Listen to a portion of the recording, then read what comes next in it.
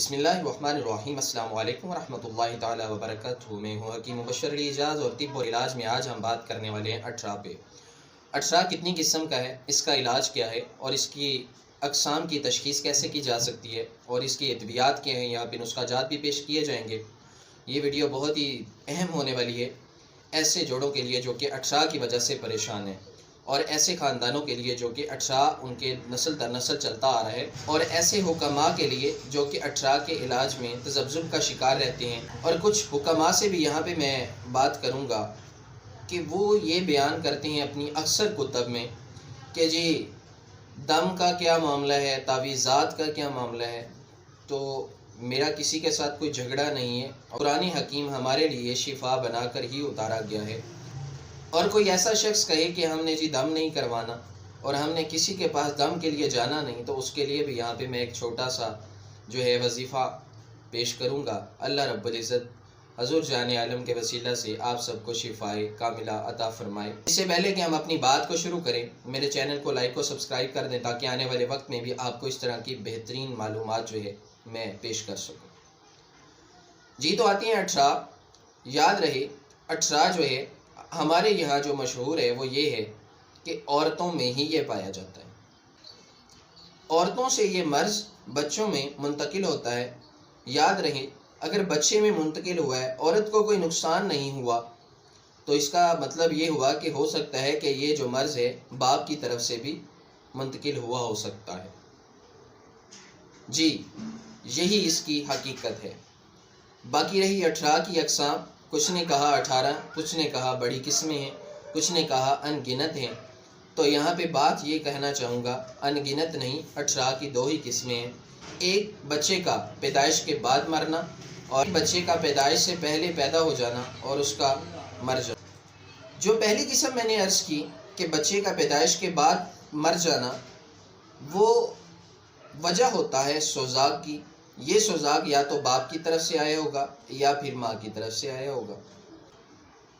اور دوسرا یہ کہ عطشت، اس کی علامت یہ ہے کہ بچہ پیدائش سے پہلے مر جائے گا، یا وہ حمل کا دورانیہ مکمل نہیں کر پائے گا اور حمل جو ہے وضع ہو جائے گا، جس سے بچہ پری میچور جو ہے وہ پیدا ہوگا اور وہ اپنی طبعی حالت کو بحال نہیں رکھ پاتا اور پھر خالق حقیقی کے پاس وہ چلا جاتا ہے۔ اب آتے ہیں اس کے علاج کی طرف۔ سوزاکی زہر کا علاج جو ہے یاد رکھیں، عطشت ہو یا سوزاک دونوں باپ یا ماں کی طرف سے آ سکتے ہیں۔ مکمل علاج کے لیے باپ کو بھی تشخیص میں رکھیں اور ماں کو بھی تشخیص میں رکھیں۔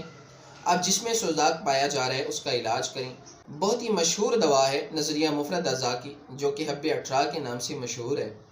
اگر کسی میں سوزاکی زہر پایا جا رہا ہے تو اس کو یہ دیں، انشاءاللہ تعالی اس کا معاملہ ٹھیک ہو جائے گا۔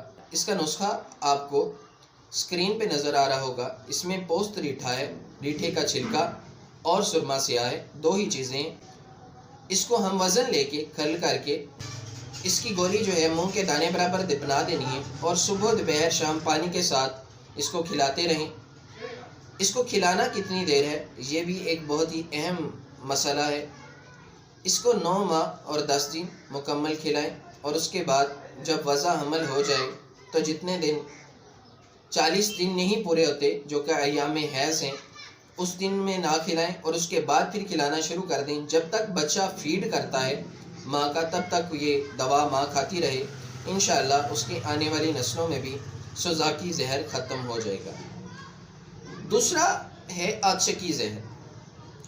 دوسری قسم عطشکی زہر ہے، اس میں بھی یہی نسخہ استعمال کروانا ہے، مگر یاد رکھیں اس میں ایک نسخہ ساتھ لازمی استعمال کروائیں گے، وہ ہے حب مصفی۔ اس کا نسخہ آپ کو اسکرین پہ نظر آ رہا ہے۔ حب مصفی میں دو ہی چیزیں ہیں، ایک تو رسوند ہے اور دوسرا رگ دماسا۔ رگ دماسا بنانے کی ویڈیو انشاءاللہ ہم آنے والے وقت میں بہت جلد یہاں پہ اپلوڈ کریں گے۔ اگر کسی کو یہ تیار چاہیے ہو تو مناسب ریٹ پہ مل جائے گی۔ ان دونوں کو ملا کے چنے کے دانے برابر گولی بنا لیں، اور یہ گولی ایک صبح دوپہر شام دوسری گولی کے ساتھ دیتے رہیں، انشاءاللہ عطشت مکمل ختم ہو جائے گی۔ یہ دوا جب تک آپ استعمال کریں گے بہتر تو یہ ہے کسی حاذق طبیب یا جو کہ اٹھرا کا علاج کرنے والے بزرگان دین ہیں ان کے پاس سے علاج کروائیں۔ اگر آپ ان کے پاس جانا مناسب نہیں سمجھتے، جو بات میں کرنے لگا ہوں اس پہ عمل کریں، انشاءاللہ آپ کو بہت فائدہ ہوگا۔ عشاء کی نماز کے بعد 2 رکعت نفل جو ہیں وہ ادا کریں اپنے مقصد کے حصول کے لیے، اور اس کے بعد 3 مرتبہ درود پاک جو کہ اسکرین پہ آپ کو نظر آ رہا ہے اول آخر یہ پڑھیں، اور 3 مرتبہ سورہ فاتحہ پڑھ کے اپنے جسم پہ پھونک مار دیں۔ انشاءاللہ تعالی اللہ رب العزت آپ کو حضور جان عالم صلی اللہ علیہ وآلہ وسلم کے وسیلہ سے شفائے کاملہ عطا فرمائے گا، اور اٹھرا کا مسئلہ آپ کی نسلوں میں سے بھی ختم ہو جائے گا۔ دعاؤں میں یاد رکھیے۔ السلام علیکم ورحمۃ اللہ تعالی وبرکاتہ۔